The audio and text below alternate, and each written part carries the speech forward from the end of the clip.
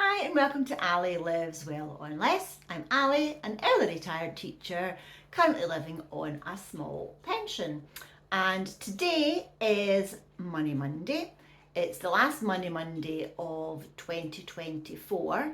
And I thought for today's money topic, I would answer a viewer's question. Someone asked me a few weeks ago about this, and as it's the end of the year and fellow YouTubers are posting videos on how you can start a budget for 2025 or save money or cut down your expenses, and I've seen quite a few channels talking about underconsumption. Now, apparently, underconsumption is a TikTok thing. I don't do TikTok, so I haven't seen it, but I've seen quite a few video titles talking about underconsumption, which basically, if you are already living a simpler, frugal lifestyle, then you are already practicing underconsumption. So it's all kind of linked and tied in to today's topic. So today I'm talking about how you can become consciously frugal in 2025. And there are lots of reasons for wanting to become frugal, and there are lots of inspiring YouTube channels out there who can help with that. And everyone has a different approach to frugality. Some YouTubers are currently actively in a situation where they have to be frugal, and they share great tips, just as all frugal channels do. Or there are channels a bit like mine who have already been through that immediate situation where frugality was the only way, and we have, I wouldn't say achieved the final goal. I've spoken before about how my final goal for being frugal was to retire early, but it is also a continued effort to remain frugal and live this simpler, frugal lifestyle. So if this approach doesn't suit you or your family or your way of living, there are loads. There are loads of great channels out there, and it's also, well, I find it interesting looking at other people's way of being frugal. I do especially love some of the American channels, because their way of life is quite different to mine, but it's nonetheless still interesting, and you do pick up some frugal tips. So much of what I talk about might not directly have any meaning for you, but it can still be inspiring to watch someone else's journey, and I do get constantly inspired by other people. So as I said, find a way that suits you. I have spoken before that I do not use cash. I don't cash stuff. So if that's your way, then this might not suit you. I have one single credit card and one single debit card, and I use those for everything. And I've spoken before about my credit card gives me vouchers as a reward, and I pay it off at the end of every month. So, if you would like to consciously become frugal in 2025, my suggestion would be to identify the reasons as to why you want to or need to be frugal. And for everyone, that's different. And I've said before in a previous video that my frugality shouldn't look like yours. So no shade at anyone who chooses to be frugal for a different reason from yours.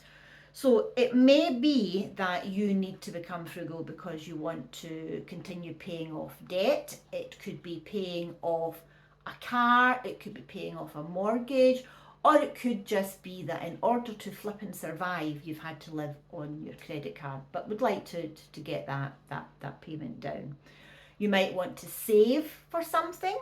It might be something long term in the future, or it might be for an upcoming event. It could be a wedding, it could be a special holiday, it could be a special anniversary.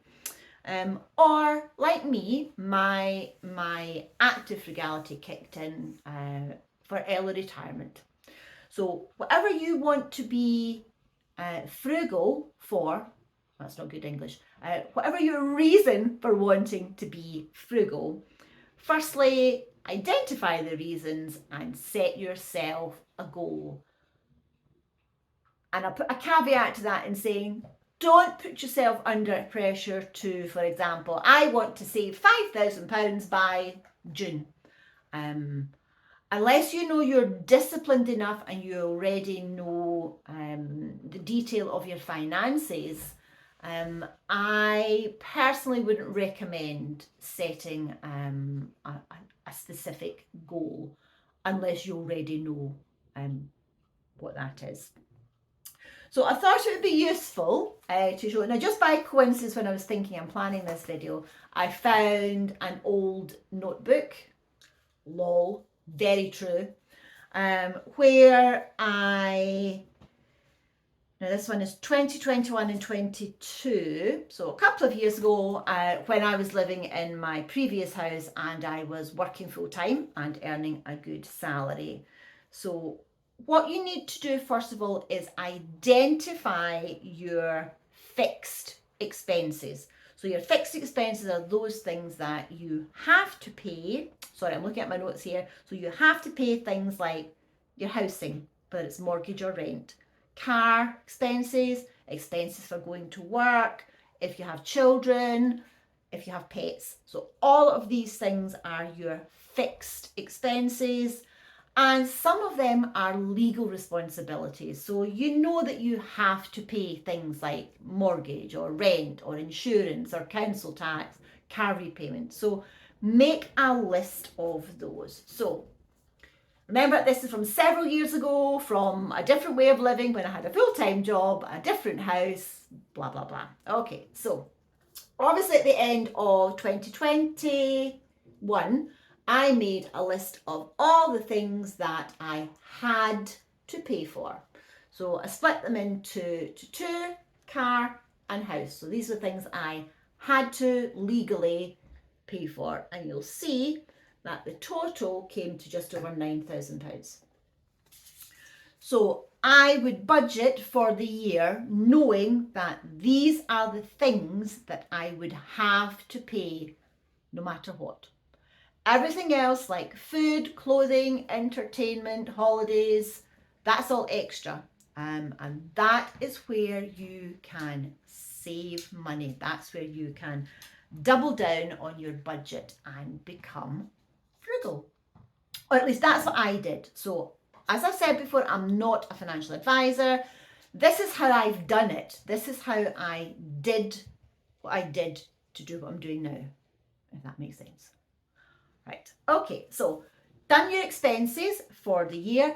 Luckily, everything is now digital, so you can go back and look through previous bank statements and credit card statements, and you can find out what your costs were. So the next stage is, I would suggest that you write down in a notepad or on a notes keeping notes app on your phone if you are more digitally inclined than I am, but you need to write down every single penny that you spend. So here is my example going into January 2022.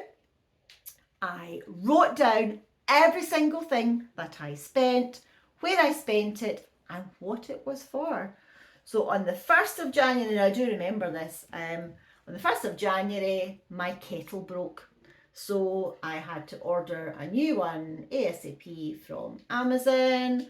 And while I was doing an Amazon order, I obviously ordered the little plug in pest repellents because we had a bit of a mice problem in my previous house. So going through, you'll see I had a vet bill of over £1,000. That was for my old dog, Emma. She had a lump biopsied, and while she was under, we cleaned out her ears. M&S, Marks and Spencer's, I've obviously bought veg, and I've got brackets voucher, so I must have used my voucher as well, which is why I'd only spent 87 pence. But even though it's 87 pence, I still wrote it down. And so on. You can see going through things like baby gift, more ear meds for Emma. I had to buy ink for my printer. And then that was the month I got COVID. So I've done an emergency shop because I had to isolate. This is another one that is quite common. Sometimes you have annual subscriptions that automatically renew. So there was one, this was a book scheme that I was part of. I rescued books from landfill. It was automatic, and I went in and cancelled my subscription. And so on. So you get the idea. Write down every single thing. And I've also written down at the bottom here how much I managed to save that month as well. So I just write everything down in a book. That's my way.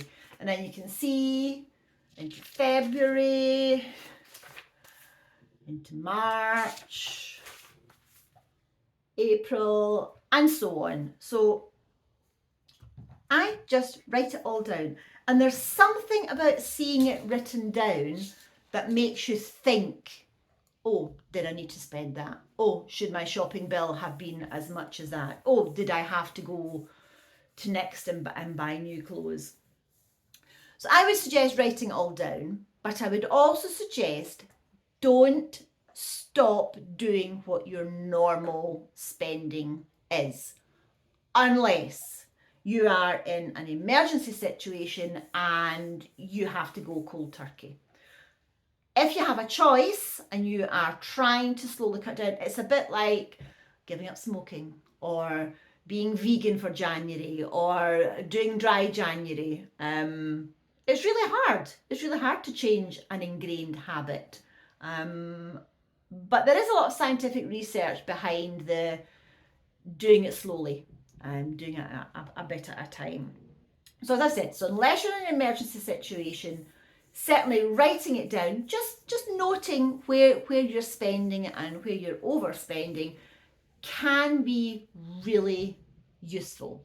And certainly years and years ago when I first started simplifying my life, I did that and found it useful. Only then when you start seeing where's the money going. Even if you're giving cash to the kids for lunches on their way or snacks on their way to and from school, bus fares, everything, write it all down. Because once you've got it all written down and at the end of the month you can see where all the money has gone, then you can start planning for the next month and seeing where you can cut it down. As I said before, the main areas you can cut down is your food shopping, takeaways. If you are a family that is guilty of takeaways, that's a huge drain on finances. So even cutting back on one takeaway a month can really save the money. Clothes, I'm not the best person to talk about fashion, but clothes cost a lot of money, and it's something that I will be talking about more going forward for me in 2025. And the other one, I'm afraid, social life. Having a social life can be expensive, and you have to get creative to have a social life that does not revolve around eating out or going out for drinks or going to the theatre. Oh my goodness, theatre tickets cost an absolute fortune. Going to the cinema. There are ways around getting a cheaper social life. So bear with me 1 minute. Luna has finished her yogi ball and is now trying to chew it up. So bear with me. Okay, I think we're going to get some squeaking now. Okay, so where were we? Right, so if you write it down for the rest of January, at the end of the month, I will do, I think I'm going to call this part 1, and then I'll do part 2, a follow-up, and we can go over everything that you write down. Know exactly what it was you spent the money on. So if it's Tesco, £50, was that a top-up shop? Was that a weekly shop? Was that a monthly shop? Write it down. Write it all down, write notes everywhere. And remember, it's just for you. And then at the end of the month, we're going to identify and look at the areas of your spending, and then you can see where you can cut down. So I hope that's been of use to you. It worked for me. It worked for me. And as I said, on this channel, I can only talk about what I do and what I have done and what's worked for me to achieve my early retirement goal. So part 2 will be at the end of January, and if you slip up and you overspend, that's okay. That's okay, because remember, cold turkey doesn't work for everyone when they're trying to stop a habit. So good luck, and honestly, when I'm trying to talk about anything serious, Luna decides to noisily drink water or get a squeaky toy, but hey, that's my life. That's my life. And I know that some of you who are doggy people like to see and hear what she's up to. They do. I don't know why. Because you're a pest. Because you're a pest. So good luck with starting a budget if you've not already done it. We can talk about setting budgets in another video. For just now, I'm just saying have a wee look at what you're already doing, and then you can decide where you can make those changes and how you want to make the changes. And now the tripod is getting licked. Thank you. Right, okay. Have a lovely day. Enjoy the rest of your week, and Happy New Year when it comes. And I'll see you again. Probably on Foodie Friday, but there might be an extra video in between. We'll see. I think that's bye from me and Luna. Bye.